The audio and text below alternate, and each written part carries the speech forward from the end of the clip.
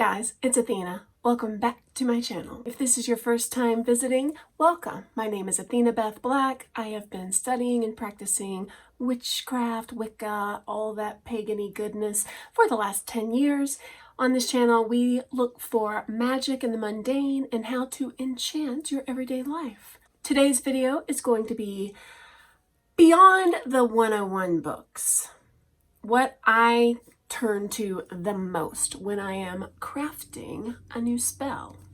So, like a lot of people who have found their way onto this path, sometimes I feel like I have bought every witchy book out there, that's a complete joke because there are so many out there. I've done videos where I show you my witchy bookshelf. If those aren't on Patreon, if I have gone ahead and made them public, I'll link them below. I will say there are still quite a few videos over there on Patreon. If you're ever interested, the link is in the description. Anyway, beyond the 101, beyond learning about the basics of Wicca and generic witchcraft, which books do I like to turn to when it's time for me to do a spell? That's what we're talking about today. I have figured out, after spending way too much money on books, I rarely use a pre-made spell. I found with casting a spell that if I really want something to work for me, it's hard for me to find a pre-written spell that's going to work for me. I do go through some of my books and I look through the index, see if there's anything in there that is going to fit what I want. If there is, I'll read through them, I'll get some ideas, but really, I want to share today my two most favorite books that I use. And I know I've talked about this recently, but here we are again. If I'm looking for a pre-made spell, or if I want a lot of different varieties of a certain type of spell, I do whip out this giant book. If it's not in here, it's going to be hard to find, right? I will say, judica, elish, unless I'm wrong, I don't feel like there's negative spells in here. Like everything you're ever going to want to know is in here, but not necessarily negative spell work. I've listened to interviews with Judica Elish, and she said she had a shoebox full of spells she had collected. I know she said her first inspiration, the reason she was even collecting those spells in the first place, is she was having infertility issues, and she was seeing the doctor and doing the medical treatments and whatever, but she also wanted to see if there was any lore, folk, magic, any type of spells out there. And so she had originally started with collecting a lot of those types of spells. But then along the way, she got tons and tons and tons. Over 5,000 spells. So I do like to look through here first. I got a lot of little marked areas. If there is something in here that looks like, okay, I can use this, I might try it. But as a rule, I have found in my lifetime that when I have wanted to do some kind of spell, I can't find anything that's exactly like what I want. Or there may be something and I don't have the ingredients. Us witches, we tend to be hoarders, right? We tend to collect way too many ingredients that we may not even use. I also am guilty of that. I have done clean out my little cabinet videos also. Again, I'll link them below if you're curious, where I've gone through these cabinets that are full of ingredients. And wouldn't you know it, every time you're reading a spell from a pre-made spell, you don't have the ingredients. It's like, how can I have all this stuff and none of it is what I need? That's when this comes into effect. This is actually, I don't think I could give up either of these. You know, back in the day, Arwen used to do interviews with people. I loved them. And she would say, okay, if you're stranded on a desert island or whatever, what would you take with you?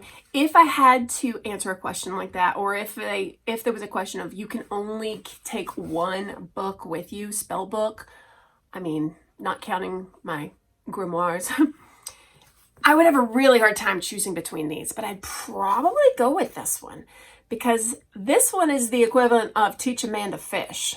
whereas this one is give them a lot of fish. Give them a shit ton of fish, right? This is teaching you to fish. This is organized in a way that you can see, oh my gosh, okay. It's getting serious, y'all. I gotta put this on. This is organized in a way to make it so readily useful and easy. Okay, if you look at the table of contents, the way it is separated, after you get past the introduction, chapter 1, which is very, very long, is all about issues you might be dealing with, your intentions or powers. Okay, chapter 2, which is 150 pages later, basically, the plant kingdom. So she goes through, I think it's a she, yes. She breaks down, she starts with trees, every different type of tree and what they can be used for. Let me just look that up and show you, okay? So right out front of my house is a maple tree. I'm gonna look into the plant kingdom. I'm gonna look into the trees. Let's look up maple. And this is how the pages look. And I got maple down here. And if you look at that, she talks about different types of maple. Sugar maple, red maple, hedge maple, the zodiac, Cancer, Libra, and Virgo. Hi.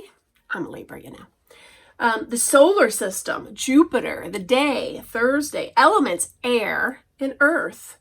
Celebrations, Mabon and Ostara. The energy is the yang. Goddesses, Athena. Who knew maple was so lovely? Athena, Rhiannon, and Venus. Animal, hedgehog. That's cute. Issues, intentions, and powers. Abundance, balance, communication, connections, creativity, divination, freedom, inner. Grief, longevity, endless love, money, prosperity, relationships, release, self-work, support, family issues. Transformation, warmth, and wisdom. Isn't that cool? So this gives me a lot of different uses and ways I can connect with our sweet maple up front, in front of our house. In our backyard, my sacred space has an oak tree that grows right up through it. We call him Grandfather Oak. I'm not going to read all this to you. Almost this entire page is based on oak. All right, so that's cool. So she has things separated into kingdoms, as I was saying. Chapter 3 is the mineral kingdom, okay? Your gemstones, your crystals, metals, things from the sea. Chapter 4, animal kingdom. She breaks the animals down. Birds, marine life, reptiles, and so on. Even mythical creatures. Okay, it keeps going, okay? Chapter 5, deities or deities and other beings. Chapter 6, astrological and time reckoning. Talking about the solar system, the moon phases. And then if she can't cover it in all those chapters, her last chapter, chapter 7, miscellaneous. Elements, directions, colors, energy, chakras, numbers, tarot, major arcana, and minor arcana. When I am searching for a spell, I go to the index and I decide what am I working for. I can either look up ingredients I already have and see what I can do with them. That seems kind of backwards. Or if I'm looking for something to happen in my life. You can look it up through what intention you want. You can look it up through maybe trees or crystals or animals that you have in your world and looking to see what could I use this for? What can I learn from this? It's just fascinating. So I'm going to leave you with this. If you have no real, like hardly any books, if you don't know where to start as far as I'm ready to branch out and to do my own spells and I want to have a little bit of guidance, I suggest looking into this. It is, I don't know what the price is. I mean, it's a big book, so it's a little expensive. It looks like it was $30.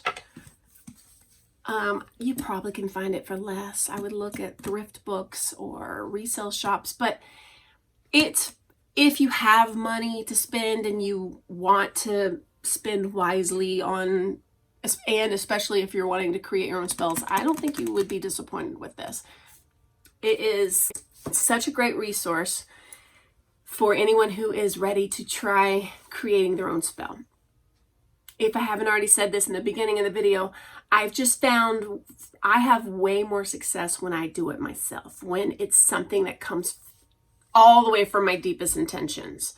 The act of thinking through, what do I really want? You know, narrowing down my vision to decide, okay, what am I going for here? Am I trying to connect to Goddess? Am I trying to ground myself? Am I trying to learn more from my dreams or to communicate with spirit, which I've found happens in my dreams? Basically, if I create it myself, if I have narrowed down my scope and my focus, it's so much more pure and so much more just filled with my intention and my want, my desire, my need.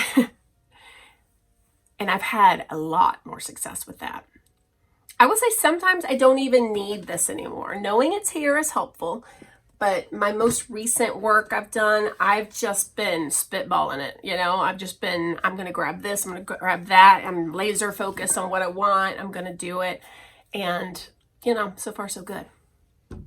Knocking on that wood, not waking up that dog. All right, well, this was scattered as usual. If you got something out of it, awesome. Please give me a thumbs up. If you haven't yet, go ahead and subscribe and hit the bell. I'm working on this 30 days of magic. I'm going to keep on churning and cranking these things out, even if it takes me till the end of December. My goal is 30 days of magic before the calendar turns over to 2021. We're doing okay. We're doing okay.